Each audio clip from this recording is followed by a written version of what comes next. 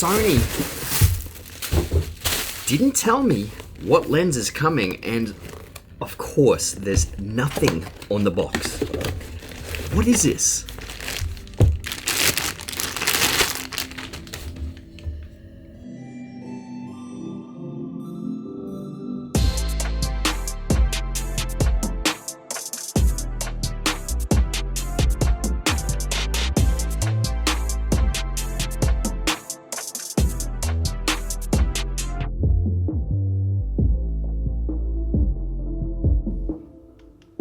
I was not expecting Sony to make a lens like this. They've just gone that one little step further from going to the 24-70 f4 and just gone, hey, why not? Let's throw an extra 4mm on top of this. And that's a 20-70 f4.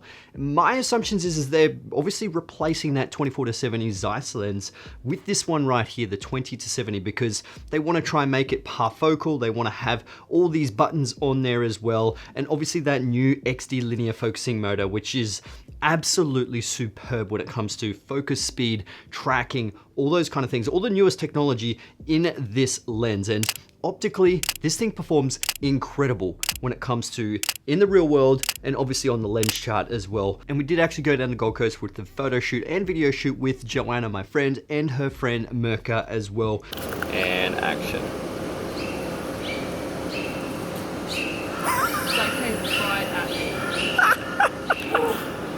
What will that look like on video? That was scary. He was like, Now it's a full frame lens, but I decided to put it on the APS-C camera FX30 to give me 26 megapixel stills, but also that 20.1 megapixel video, real nice high res 6K downsample to 4K. Then you've got that 1:1 readout with 4K 120, and it performed incredible. I absolutely love this lens, specifically for someone who doesn't want to fork out the top dollars for the G Master lens. The 20-70 is actually a really good option. So anyway, let's have a look at the image quality of this lens in the lens chart and also in the photo shoot. So this is probably going to be an easy part because the image quality on this thing throughout the full focal range is absolutely incredible when it comes to sharpness and contrast. This is 20mm at f4. You know, the elephant in the room, there is that barrel distortion and there is no lens correction in Lightroom at the moment, but obviously you can fix that in post-production if you wanted to. When we go into the center, it is amazing sharpness, and you can even go out into the corners and it's pretty decent sharpness as well. Very, very minute softness. And if you stop it down to 4.5 or 5.6 and f8, you know, the sharpness obviously increases and it does reach peak sharpness at about 5.6 to f8. We go to 28mm and there is still that barrel distortion at f4 in the center, nice and sharp out to the corners, sharp as well throughout the full focal range. Again, we zoom out to 35mm and that's where the distortion is pretty much non-existent. It is almost perfect when it comes to that. Going into the center at f4, it is crazy sharp and out to the corners, really sharp again, all the way through the f-stop range. We zoom into 50mm, once again, really low distortion, crazy sharpness in the center and out to the corners as well. A little bit soft when it comes to the corners, but stop it down to f5, 6 and f8, you get crazy sharpness. Going to 70mm, crazy sharpness again in the center and out to the corners. It's pretty much a perfect lens, an amazing performance from this lens. When it came to the photo shoot and the autofocus performance, I feel like it was pretty much phenomenal. It was flawless when it came to, you know, catching on the eye and getting everything in focus. And obviously f4, your depth of field is a lot further. It's obviously not as shallow as an f1.8 or f1.4, so you should be able to get the eye in focus. But I didn't have any issues with the autofocus when it came to photography, and when it came to videos, it was pretty much the same. The autofocus performance was incredible, locked onto the eye really well. It's just absolutely perfect with this one. They really did hit a home run with the image quality and autofocus speed and performance. I think one of the greatest things when it comes to Sony lenses is that their ability to create autofocus and manual focus that's almost parfocal. If anything, I really feel like this is 100% parfocal. If you don't know what that means, essentially, if I focus on one particular point and then I zoom in at 70mm, it will stay focused on that exact point. Then you zoom back to 20mm and it's focused on that point again. And this is in manual focus, but obviously in autofocus that does help, so there's not going to be any sort of focus hunting, but even if there was, this lens performs really well when it comes to autofocus speed. Now comparing this to the older 24-70 Zeiss lens, there is a bit of a size difference and it is slightly bigger, believe it or not. And the older lens has OSS inside, whereas this one, they've decided to get rid of the OSS, mainly for the fact that pretty much all the brand new Alpha bodies now have IBIS inside plus active steady shot. So you don't really need OSS inside the lens. It's pretty much just makes it redundant. Now to test this, I actually threw the A7 IV in APS-C crop mode, and obviously the FX30 is an APS-C camera, so I could get a very similar focal length. Whether that affects the IBIS and active steady shot, I'm not 100% sure, but this is the test that we did. But does removing the OSS make this actually perform a little bit worse than the lens that has OSS? Well, let me know in the comments below, let's have a look.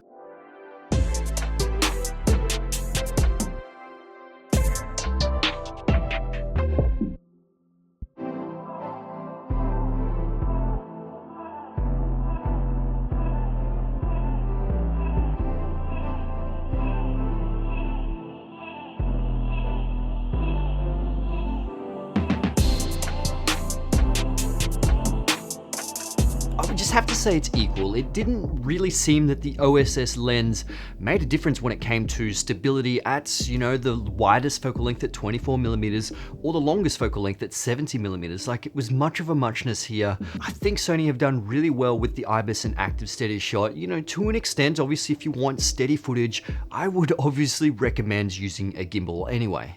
Realistically, one of the biggest reasons why you would probably only need an OSS lens is if you're not actually using an alpha body that has IBIS inside. So like the earlier generations of the Sony Alpha cameras, they didn't have IBIS, and that's where OSS would actually make a massive difference. Or, you know, something like the FX6. So this is the biggest reason why I actually use the 24-105 on this thing, because it has OSS and the camera doesn't actually have any IBIS. So if I am doing some freelance work and run and gun stuff, I am going to obviously have some relatively steady footage. But once again, if you need extremely steady footage, I would absolutely recommend buying a gimbal. They are so cheap these days.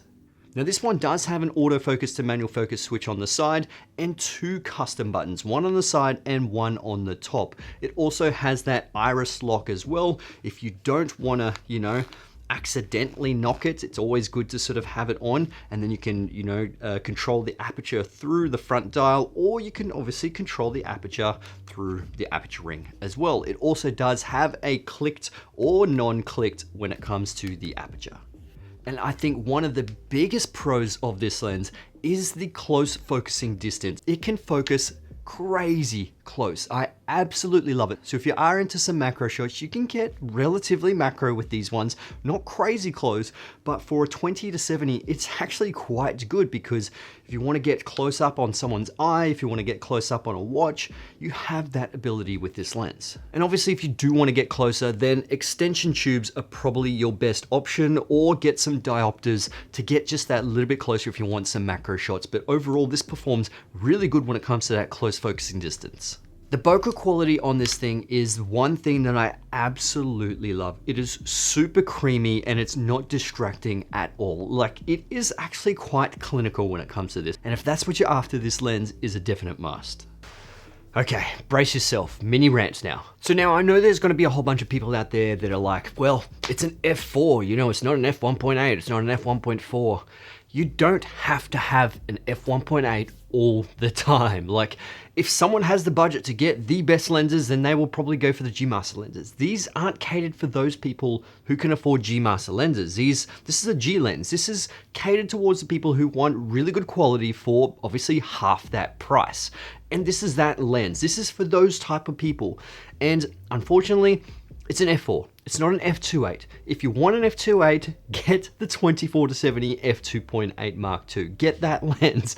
But obviously that's like twice the price of this. And a lot of us aren't actually going to be investing that much money into the lens, because some people don't do it full time. This is just a hobby for them. And, you know, having a 20-70 f4 lens is perfectly fine. So there's absolutely nothing wrong with it. But obviously, if it is an f4, it's not going to have the best low light capabilities like an f2.8 because it's not going to be able to let in as much light. But the low light performance in a lot of these alpha cameras are incredible these days, so you almost don't need that. And then when it comes to that depth of field, sure, there is a little bit of compromise when it comes to depth of field and filming at f4 as opposed to f2.8, but maybe try and zoom in at 70mm and push in a little bit closer because the distance to the subject will actually change the depth of field. So there are some pros and cons, but you know, in the end, I still think it's really good even though it is an f4. So this is currently at 20mm on the A7 IV. This is what it would be like if you were actually vlogging. Now, this is with active steady shot on, so there is that 10% crop in as well. So if I did take active steady shot on and just left regular IBIS, it would obviously be slightly wider, but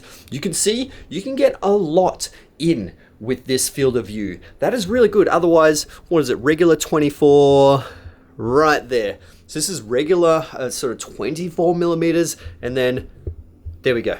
You just get that little bit extra. Let me take off active steady shot and put regular IBIS on. There, so that's the difference. This is just with regular IBIS, no active steady shot, and see how it sort of is much wider. So this is 20mm on full frame on the A7 IV. This could actually be a really good vlogging lens. Now we have to talk about Sony right now, and there seems to be a really big push towards trying to make these lenses really perform optimally for not just photography now, but obviously for video, because they are noticing that a lot of people are hybrid shooters and want to create some video content.